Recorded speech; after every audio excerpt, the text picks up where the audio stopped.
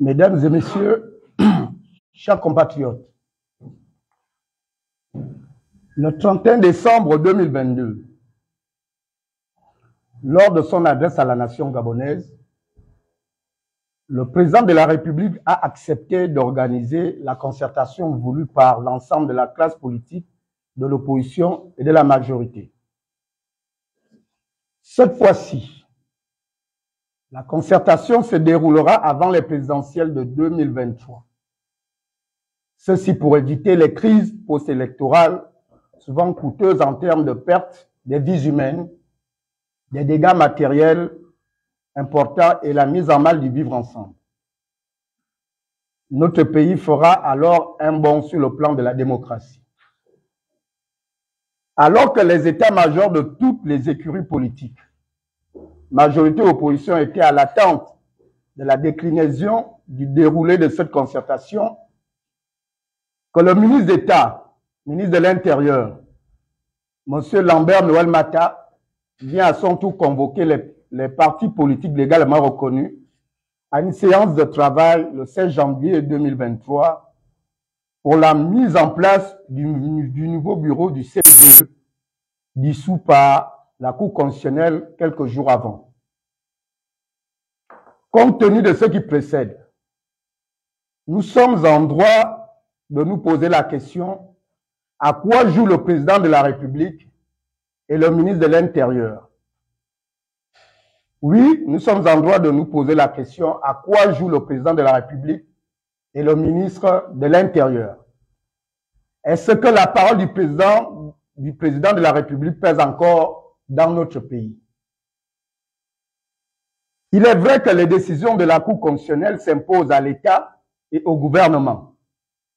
Mais il est vrai que le peuple souverain, au nom duquel justice est rendue, a soutenu la décision courageuse prise par le président de la République, en ce sens, la convocation de la classe politique pour la mise en place du bureau du CGE, pour nous, est une fuite en avant. Puisqu'au cours de cette concertation politique, des débats vont être engagés, des débats certainement liés à la concertation, où il sera sûrement question de parler de l'organisation des élections présidentielle à venir et de la démocratie, surtout de la préservation de la paix dans notre pays. La question du CGE, naturellement, figurera en bonne position. S'il y a concertation, comme l'a annoncé le président, ça veut dire que la loi électorale sera discutée et certaines dispositions de cette loi électorale, notamment concernant le CGE, sera touchée.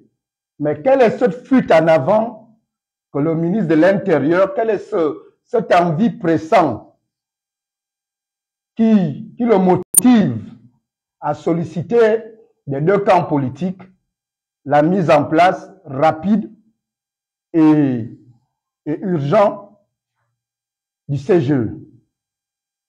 Mais pour parler de la loi, s'il veut parler de la loi, du respect de la loi, du respect des décisions de la Cour constitutionnelle, mais ce CGE-là était déjà hors la loi.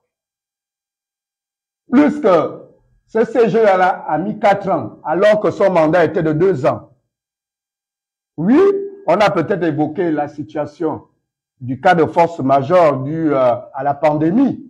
Mais ça fait 2 ans que nous sommes sortis de la pandémie.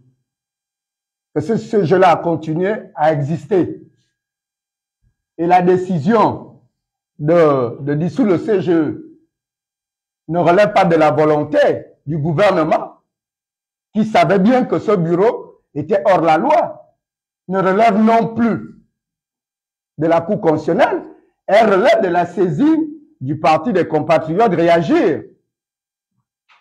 Mais si ce bureau a existé dans l'illégalité, qu'est-ce que ça nous coûte d'attendre la concertation appelée par le président, qui interviendra certainement, je ne suis pas dans le secret des dieux, qui interviendra certainement éminemment pour que ce point qui est important, parmi d'autres points, soit traité et que nous sortions de là avec un CGE conforme à l'esprit de tous les acteurs politiques. En effet, le CGE, in fine, est l'organe qui garantit les élections apaisées et des lendemains sans heure. Et le modèle de mise en œuvre de cette institution semble caduc aujourd'hui.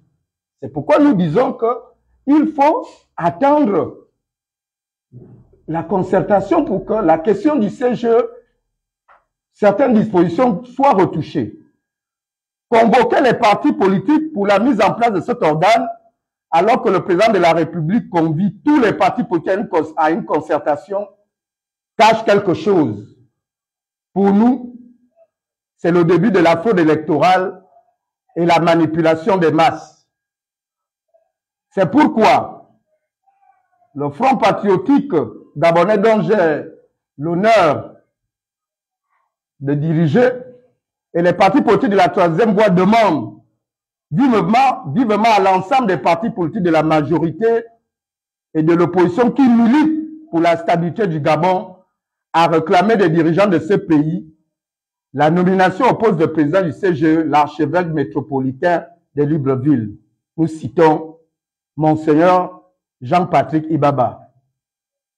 Nous militons pour sa nomination car nous l'avons tous écouté lors de son homélie à la présentation des vœux au président de la République, où il a indiqué avec courage l'ensemble des mots qui minent notre pays aujourd'hui.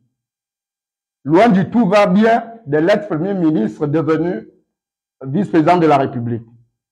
Nous avons ressenti en cet homme, en lui, un homme attaché à l'éthique, à l'équité et à la paix, des valeurs qu'il pourra transmettre s'il est président du CGE à cette institution qui en a tant besoin pour la sauvegarde de notre pays. À ceux qui voudront, à ceux qui ne voudront pas suivre cette démarche, nous leur tiendrons pour responsables de tout dérapage. De 1990 à nos jours, les élections présidentielles ont toujours été organisées pour avoir les mêmes résultats. Et naturellement, avec les mêmes acteurs, dont Lambert Noël Mata. Je le crois fermement que ce monsieur est allé à l'ENA quand il est revenu de France avec son 2A pour apprendre à tricher les élections. Parce que personne ne peut justifier que tu sors de l'ENA. Ta formation, c'est la gestion de l'administration. Mais depuis presque 30 ans, même s'il veut dire qu'il a 23 ans à ce poste, depuis presque 30 ans, ce monsieur trône à la tête du ministère de l'Intérieur. Comme si il était parti faire les études uniquement pour diriger le ministère de l'Intérieur. Et ces résultats se soldent toujours par la victoire d'un Bongo contre les opposants. Le Bongo perd dans les urnes et siège au palais du bord de mer, ce qui engendre des exactions de tout genre.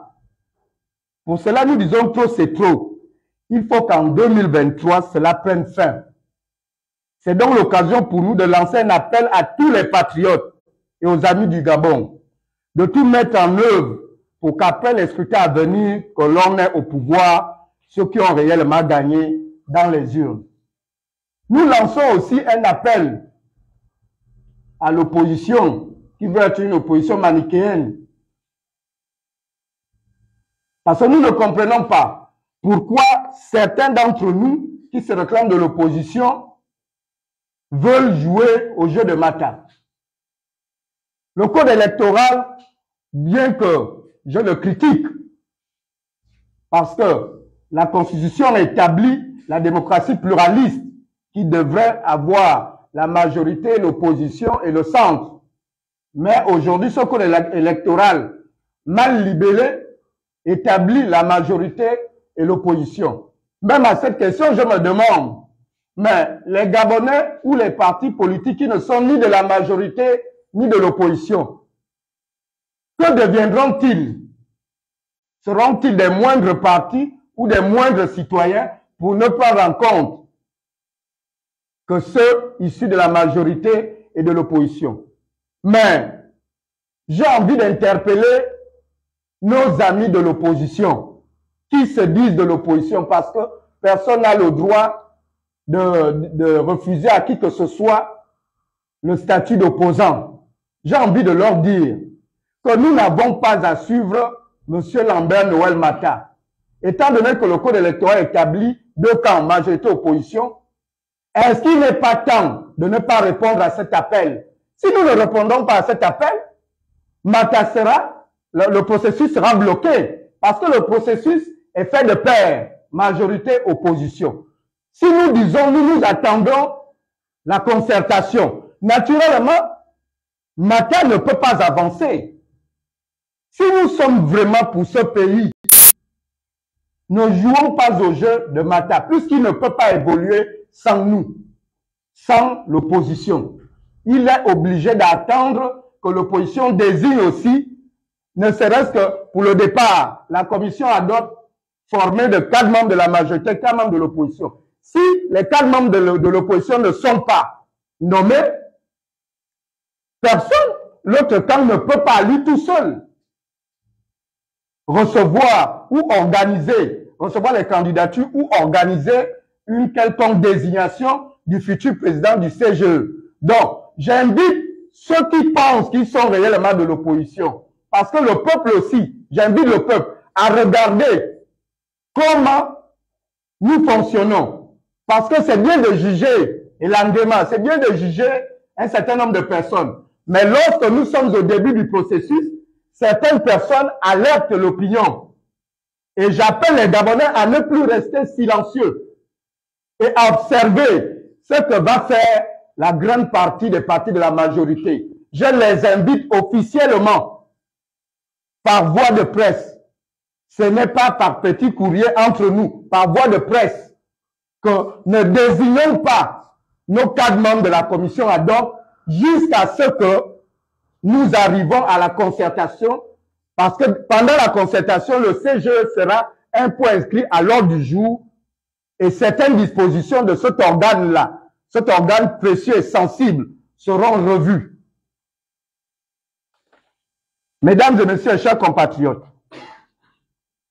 lors de la dernière déclaration de presse du samedi 14 janvier dernier, j'ai dénoncé les manœuvres du ministre de l'Intérieur, Lambert Noël Mata, qui depuis 1993 est le concepteur de la tricherie électorale au Gabon et le responsable de plusieurs morts enregistrés pendant les crises électorales. Parce que tout va de cause à effet. Lorsque on se spécialise, lorsque on prend son intelligence pour le mettre au service de la tricherie et du mal, on assume les conséquences qui en découlent et on en devient le responsable. Aujourd'hui, à quelques mois de l'élection présidentielle, l'homme, ça veut dire Lambert Noël Mata, reprend avec ses pratiques antidémocratiques et qui vont sans doute créer une atmosphère de troubles pendant cette période électorale. Comment comprendre que les partis politiques qui doivent percevoir une indemnité annuelle de l'État, comme prévu par la loi, depuis 7 ans, c'est à quelques mois de l'élection présidentielle que M. Mata trouve le moyen de payer ses indemnités pour faire passer les chefs de partis politiques pour des crèves-la-faim et pour des mendiants aux yeux des Gabonais. Nous avons vu dans l'Union, bien, les partis politiques sont passés à la caisse ou je ne sais trop quoi. Mais moi, j'aurais souhaité, pour qu'il soit élégant, que M. Mata publie dans l'Union la grille de distribution de cette manne de fonctionnement. Parce que il y a beaucoup de problèmes dans ce pays. Seulement annoncer qu'ils sont passés à la caisse, c'est faire injure aux gens. Il faut publier la grille de répartition. pour que les Gabonais apprécient. Pour que les Gabonais apprécient. Les grossières annonces ne sont plus d'actualité. Et moi, je ne mange pas de ce pain. Parce que dire qu'ils sont passés à la caisse, c'est vouloir faire croire à la population gabonaise, pendant que nos frères du Haut-Ogoué, il y a la flambée des prix là-bas, la vie est devenue chère, la bouteille de gaz est à 13 000. Ils ne savent même plus comment transporter leurs défunts pour aller les poser sur les terres de leurs ancêtres. Pendant que nos frères du Haut-Ogoué vont maintenant acheter, faire leur marché au Congo, ils veulent faire croire que cet argent qu'on aurait pu résoudre des problèmes là-bas, ce sont les partis politiques qui l'ont encaissé. Moi, j'aurais souhaité qu'ils publient la grille, pour qu'il n'y ait pas confusion. Parce que moi, Elandema, je ne veux pas être cité dans des choses qui ne sont pas claires. Pire, ces indemnités que doit percevoir chaque parti politique chaque année ont été payées de façon inéquitable à la tête du client, parce que certains partis, on ne sait sur quelle base, ont obtenu la somme de 5 millions, d'autres 10 millions et d'autres encore 30 millions et plus. Mais ce qui nous étonne même le plus, moi je ne parle pas d'argent. Parce que d'ailleurs, mon parti, demain, je vais vous appeler, moi je vais aller restituer ma part. Nos parents du Haut-Ogoué ont besoin de cet argent. Moi je ne suis pas dedans. Je vais aller restituer ce qui a été donné au FPG.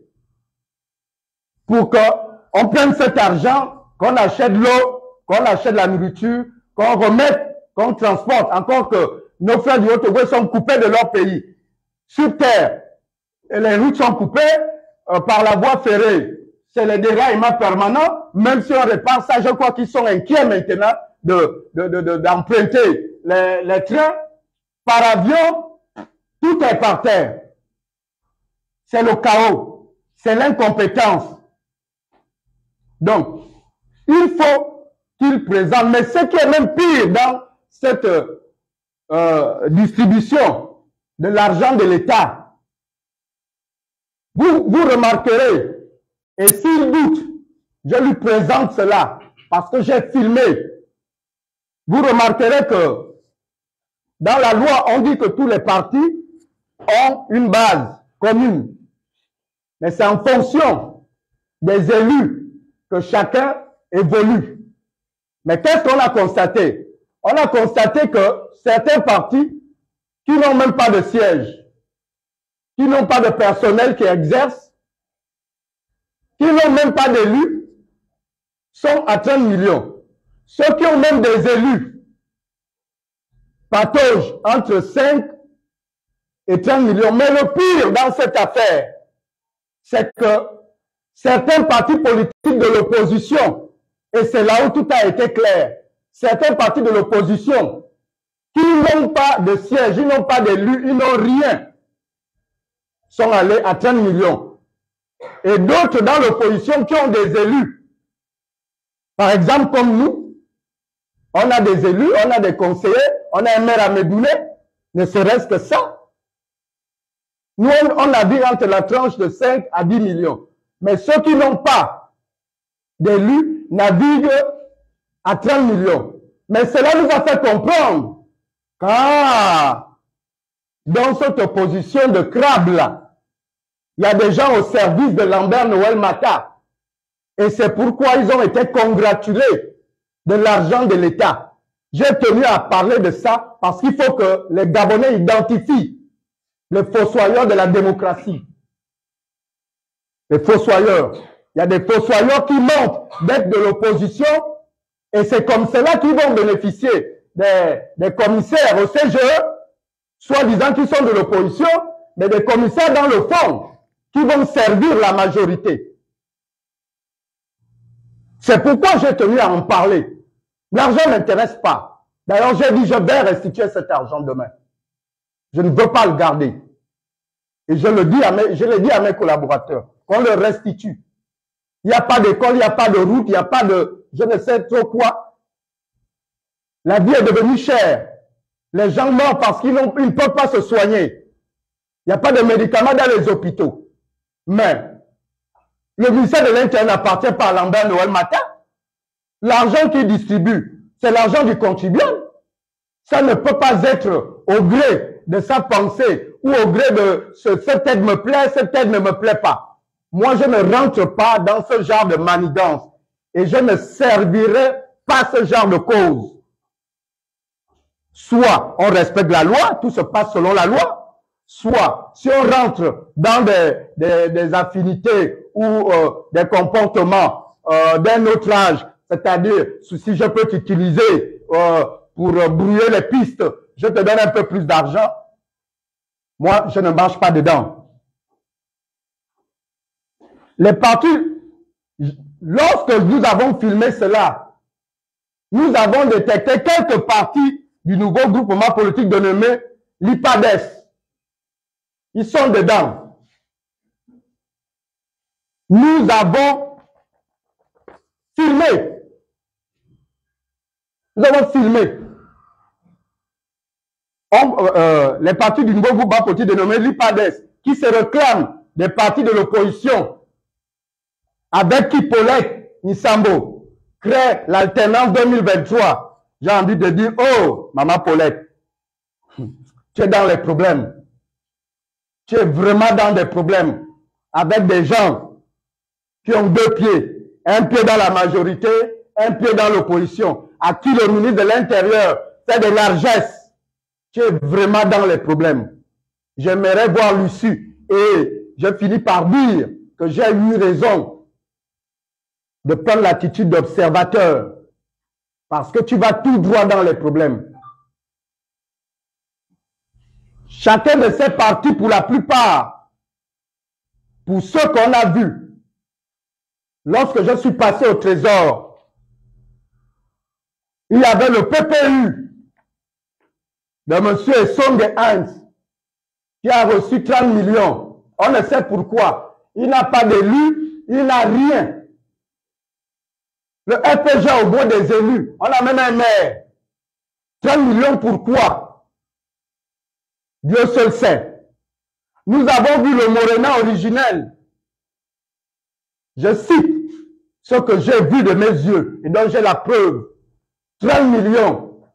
Pas de conseillers départementaux, pas de conseillers locaux, pas de sièges. Mais ils ont 30 millions. Et ceux qui ont des élus ont entre 5 et 10 millions. Donc, je parle de cette affaire, pas parce que je réclame quoi que ce soit, mais parce que je veux que les Gabonais commencent, parce que ça ne sert à rien de dire que je suis de l'opposition, et puis on patauge dans la ville, alors qu'on sait qu'on navigue dans les eaux du ministre de l'Intérieur. Et c'est ce qui m'a poussé à avoir de la retenue dans l'alternance 2023. Parce que je ne veux pas parler, être enregistré, et après, quand on sort de la réunion de l'opposition, ce que j'ai dit se retrouve soit au ministère de la Défense, soit au ministère de l'Intérieur. C'est pourquoi je préfère souvent parler en direct. Je suis responsable de ce que je dis. Donc, ce groupe-là est dedans, dans la liste qu'on a vue. Et s'ils doutent, on leur sortira le document. Ce qui est même étonnant, après être passé au Trésor, on a revu certains au ministère de l'Intérieur. Je ne sais même pas pourquoi. Tu es parti chercher, c'est pas l'argent de ton fonctionnement. Rentre à ton siège, mais tu viens refaire quoi au ministère de l'Intérieur. J'ai pas envie d'imaginer beaucoup de choses. J'ai pas envie d'imaginer beaucoup de choses. Je le dis comme ça. Vous me poserez la question de savoir pourquoi j'ai l'engagement pas de l'argent. La raison est simple. Les chefs de partis politiques que je viens de citer sont manipulés par le ministre de l'Intérieur, Lambert Noël Matin. Je l'affirme. Parce que ce détail est important. D'ailleurs, ces gens-là ont même perçu plus que certains partis de la majorité. Plus que même l'ADER, de M. Misanda, qui est de la majorité, qui a même quelques élus. Comment justifier que les partis qui soutiennent le président sont maltraités et ceux qui se disent contre le pouvoir sont logés à la grande enseigne au-delà des critères énoncés par la loi? La loi dit qu'il y a une base pour tout le monde. Si c'est 5 millions, tout le monde prend 5 millions. Maintenant, le montant commence à monter en fonction des élus que tu as. Mais ces gens à qui on a donné 30 millions, sans élus, sans rien, cela relève de quoi? Cela relève, vous voulez que je le dise, cela relève du jeu de sous-marin. Ils sont contre la souveraineté des Gabonais. Ils sont contre. Ils veulent jouer à ce jeu jusqu'à quand? Les Gabonais aspirent à une démocratie. Les Gabonais n'aspirent pas à voir le père président, le fils président, le petit-fils président, à créer les dynasties chez nous. Les partis politiques ne sont pas des épiceries ou des fonds de commerce. Les partis politiques sont là pour participer au débat politique, pour l'enrichir. Vraiment, le général de Gaulle avait raison lorsqu'il avait dit que la plus grande peur qu'il avait à l'époque, c'est la qualité des hommes politiques de l'époque de la France. Moi aussi, j'ai envie de dire que la démocratie gabonaise a un problème. C'est la qualité des chefs de partis politiques que nous avons.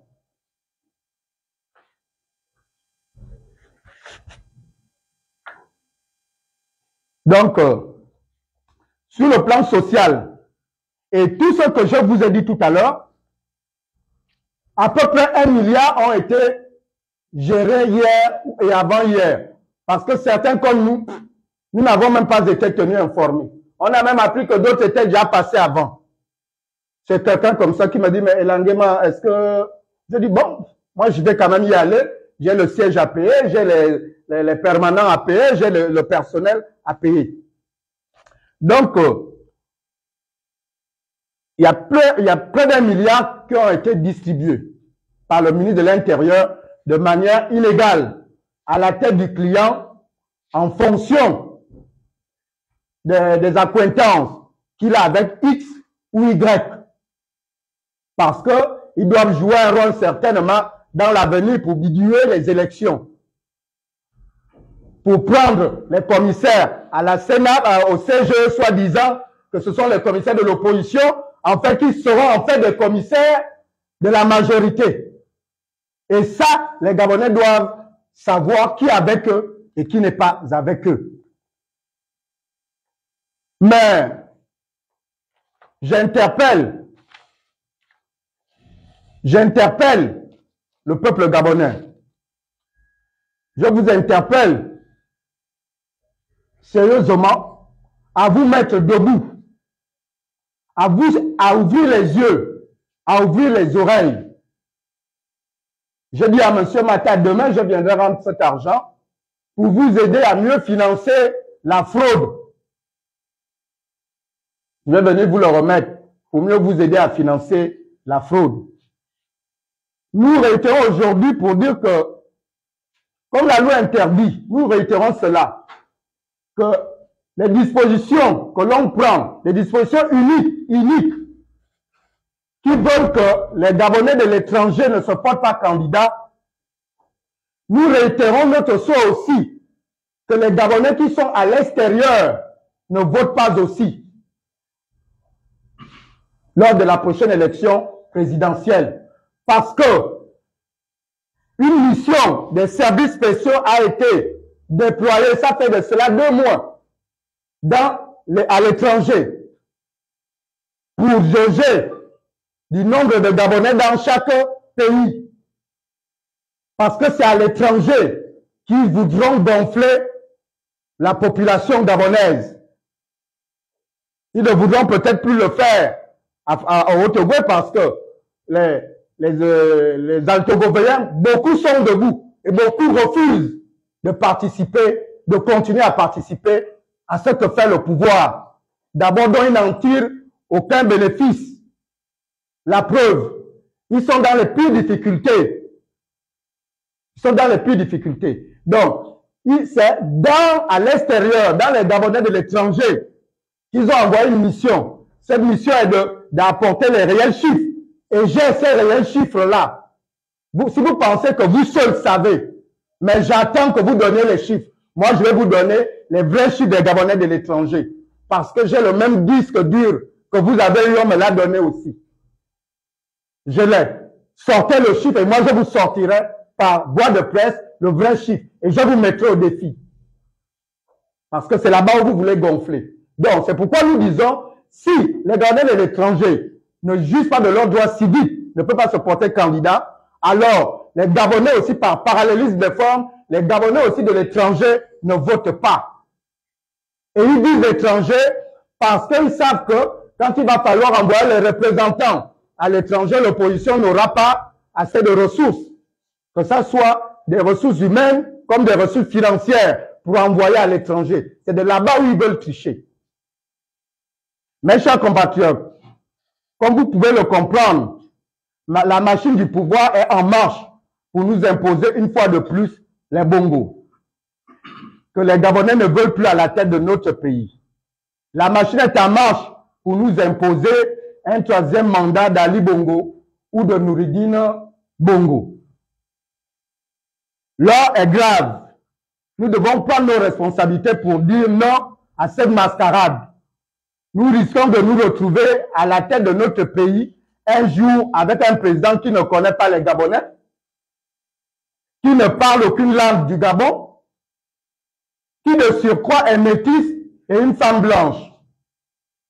Il ne faut pas que nous prenions, il faudrait que nous prenions conscience que ce Gabon-là, c'est notre pays.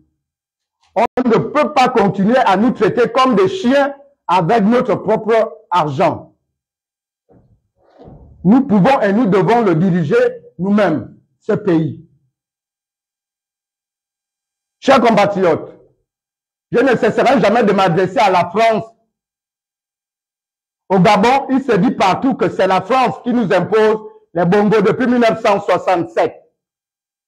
Nous mettons en garde cette France pour dire que vous avez vos investissements ici au Gabon. Faites attention.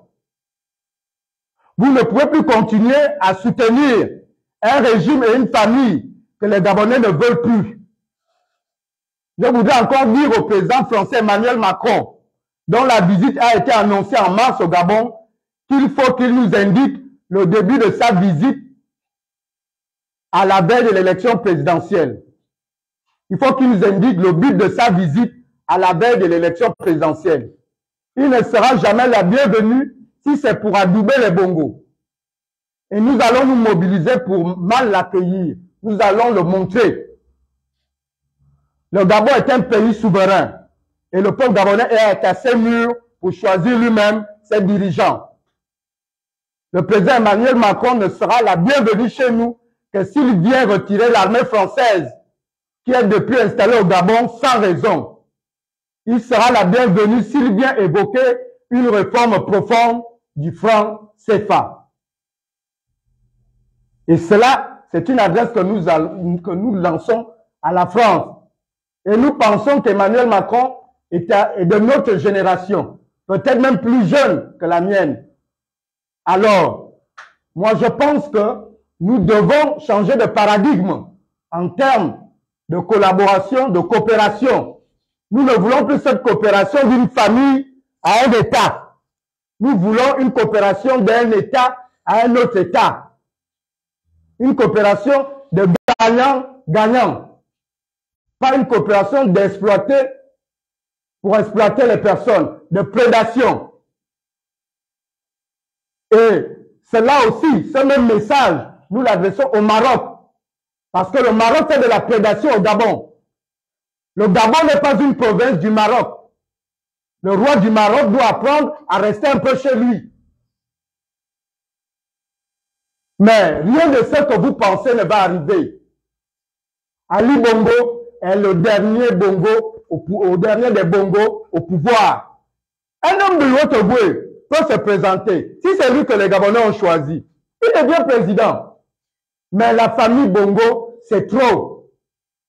La famille Léomba a bien une vie après la présidence. Et la famille Bongo doit aussi avoir une vie après la présidence. Nous ne sommes pas un royaume. Il faut qu'on se le dise. Donc, chers compatriotes, voici l'adresse que j'avais à donner vis-à-vis du peuple gabonais, vis-à-vis de l'international. Je vous remercie.